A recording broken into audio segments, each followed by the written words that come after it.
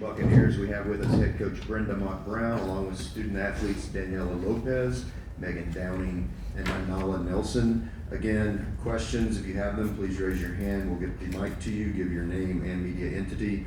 With that, Coach, opening statement. Yeah, well, just what an incredible season. I'm grateful. This is a tough moment. I told the girls in the locker room, of course, in this moment, you have a lot of emotions. Top of line is anger, or disappointment right now, and it'll turn into sadness and just feeling of missing out on Sunday when we know and we believe we had a good enough team to be there. And it'll take a while to process, but I think when you look back on this season, it's going to be quite rare going forward that you're going to have a team this resilient and this tough. There's not many teams that can start out 0-5. I don't count our Division II win. We were 0-5 in Division I games. That was just in the non-conference. Megan and Danny were out all of preseason and trickled in to the non-conference. We kind of find some bearings, and then we started out 0-3 in SoCon. That's not ideal, but it's also taught us a lot. And I think the character of this team, is in how we serve each other, how we played, and the resilience we showed down the stretch. That being said, in terms of the season perspective, I'm proud to be a part of it, and I'm certainly grateful for these 3 and the other 11 that are in the locker room.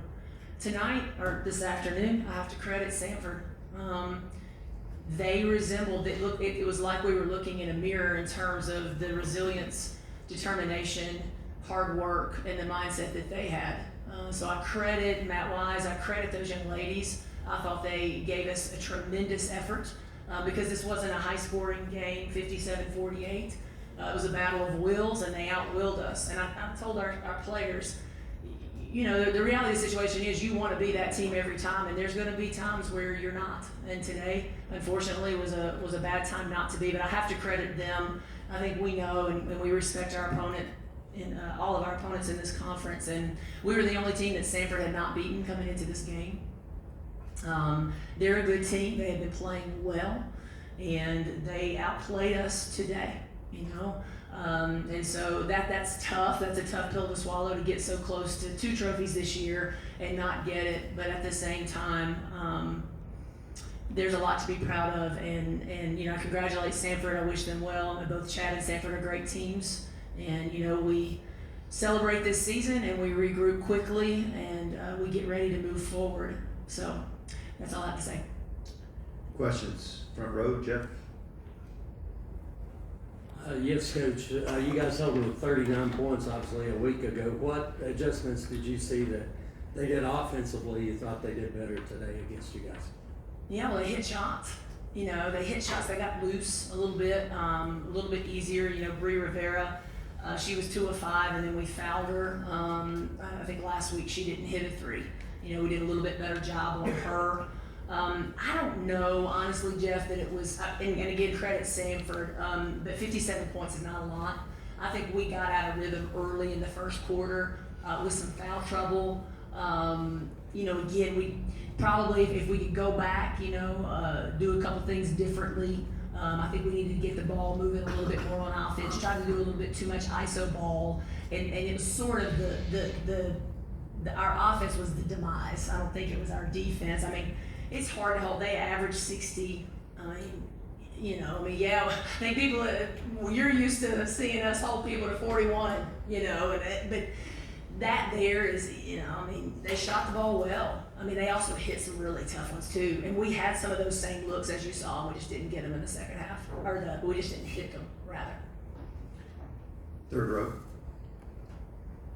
Steve, Green for Sports Media. This is for all 3 players, if you guys feel like answering. What's something you've learned from your team this year, from your teammates? No, and you don't have to answer. No, you can go first. I learned a lot from this team this year. It's a team that just fights no matter what. No matter what type of adversity, we're always there, we're pushing through, and we just persevere through everything. Maybe. I think the biggest thing would just be to have fun and enjoy it. More questions from the group? In the back?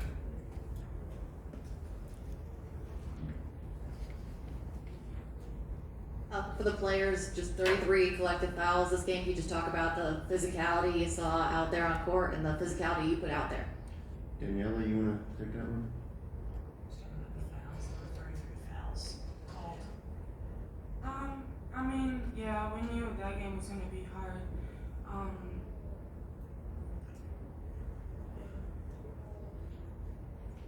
I mean, I think both teams just really wanted to win, so I think we were just playing really aggressive, just doing whatever we could. And coach, not often that you're gonna have a team that has both SoCon Coach of the Year, SoCon Defensive Player of the Year. Just looking back on this season, where are your biggest prideful moments? Again, because I would say probably in our ability to stick to the process. I think we all know that the human tendency is to bail. The human tendency is to seek comfort. The human tendency is to give up.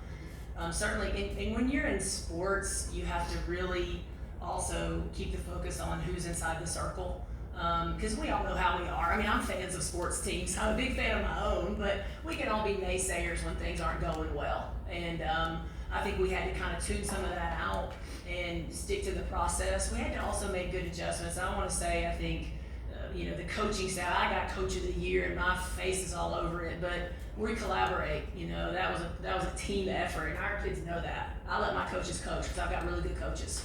And so I'm proud of them. I never saw doubt in their eyes. I mean, there's a lot of, I know how it is to be an assistant coach. That's a tough gig, obviously I bear the burden of responsibility, but they have a lot of, input on what we do. And so I just appreciate them sticking to the process as well. And I think that probably helped our young ladies go, hey, this is how you do it. It's not the outcome. The outcome matters, but it's more important about one, the humility, the discipline, and the loyalty that we display in our program, and that's our core values. So that's my takeaway, is that we actually embrace those, we live those out, and we want to continue to do so. Even when we leave the program, even when they leave the program, I want them to look back and have grown as a young woman, and obviously it's a lot more special for this team because they also are champions. Any other questions in the room? Seeing none, Coach, thank you. Thank you all. Thank you.